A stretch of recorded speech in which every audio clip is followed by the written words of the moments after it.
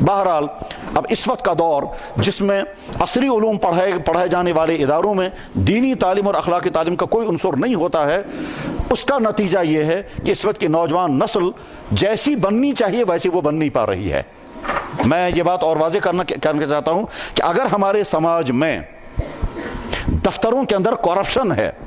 وہ کرپشن آخر کہاں سے شروع ہوا ہے کہ جب نظامی تعلیم میں اخلاقی عنصر باقی نہیں رکھا گیا تو آگے چل کر کے بچے سے کیسے امید کی جائے گی کہ وہ آگے چل کر کے ایک آنیسٹ انسان بن کر کے افسر ہوگا، ایک آنیسٹ انسان، ایک آنیسٹ قسم کا ڈاکٹر ہوگا، ایک آنیسٹ قسم کا لائر ہوگا۔ اس لیے کہ نظامی تعلیم کے پورے اس عرصے میں اس کو تصور ہی نہیں دیا گیا گناہ کیا چیز ہے، اس کو تصور ہی نہیں دیا گیا کہ خرابی کیا چیز ہے، کس چیز سے بچنا چاہیے۔ پورا نظام تعلیم خالص مادیت پر کھڑا ہے۔ ہر شخص کے ذہن میں ہے کہ مجھے دولت زیادہ کمانی ہے، ہر شخص کے ذہن میں مجھے ہائی فائی بننا ہے، اور ہائی فائی بننے کا مطلب صرف یہ ہے زیادہ زیادہ پیسے مجھے کمانے ہیں، اور اس کے بعد پھر مجھے شاندار حویلیاں بنانی ہیں، لیٹسٹ قسم کی گاڑیاں لانی ہیں اور دولت جمع کرنی ہے، چاہے اس کے لیے مجھے قوم کو بیچنا پڑے، چاہے اس کے لیے مجھے سکنڈل کرنے پڑیں۔ اس نظام تعلیم میں کہیں بھی اخلاقیات، انسانیت، اصول پسندی اور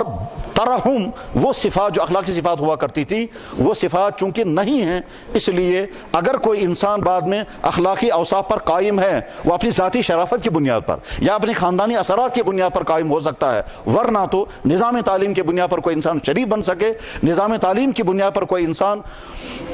قوم کے لیے رحمت بن سکے، اس کی توقع نہیں ہو سکتی ہے، کیونکہ نظام تعلیم میں کہیں نہیں بتایا جا رہا ہے کہ صاحب والدین کے حقوق کیا ہیں، رشتہ داروں کے ساتھ کیسے رہنا چاہیے، قوم کے ساتھ شفقت کیسے برتنی چاہیے۔ ایک ڈاکٹر کو پورے نظام تعلیم میں کہیں نہیں بتایا جاتا ہے کہ آپ کو اپنے پیشنٹ کے ساتھ کیسے رہنا چاہیے۔ اس کا نتیجہ ہے کہ ڈاکٹروں کی اکثریت اس وقت صرف یہ نقطہ نظر لیے ہوئے ہے کہ صاحب مجھے پیسہ زیادہ سے زیادہ کمانا چاہیے، چاہے اس کے لیے مجھے بیمار کو غلط ٹیسٹ کرانے پڑیں، چاہے بلا ضرورت کی سرجری کرنی پڑے، بلکہ وہ بھی ڈاکٹر ہے کہ جو کسی ایسے بیمار کو جس کو بظاہر کوئی تکلیف نہیں ہے اس کا پیٹ پھاڑ کر کے اس کی کڈنیاں نکال کر کے بھیج دیتا ہے، اور اس کے بعد پھر اس کو دوائیاں، اس کے سٹچ لگا کر کے دوائیاں مفت دیتا ہے۔ پیشنٹ بیچارہ خوش ہوتا ہے کہ ڈاکٹر نے مجھ پر بڑی مہربانی کی، مفت دوائیاں دی، سرجری کا پیسہ بھی نہیں لیا، حالانکہ اندر سے اس کی کڈنی وہ بک چکی ہوتی ہے، وہ بھی انسان ہی ہے۔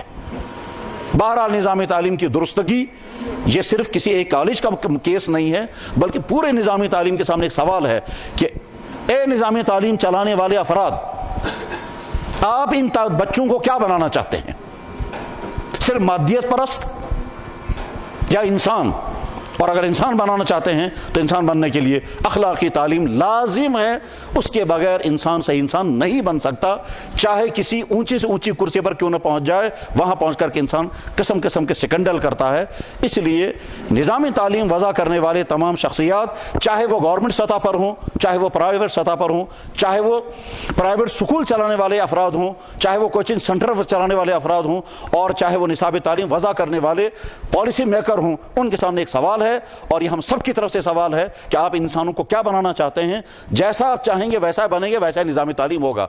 ہم یہ چاہتے ہیں کہ یہ انسان اتنے اچھے انسان بنے کہ اگر یہ ڈاکٹر ہوگا تو ڈاکٹر کمانے سے زیادہ رحم دل ہو، اگر یہ افسر ہوگا تو یہ لوگوں کا خدمت گزار ہو، نہ کہ اپنی کرسی کو پیسہ جمع کرنے کا ذریعہ بنانے والا ایسا فرد نہیں ہونا چاہیے۔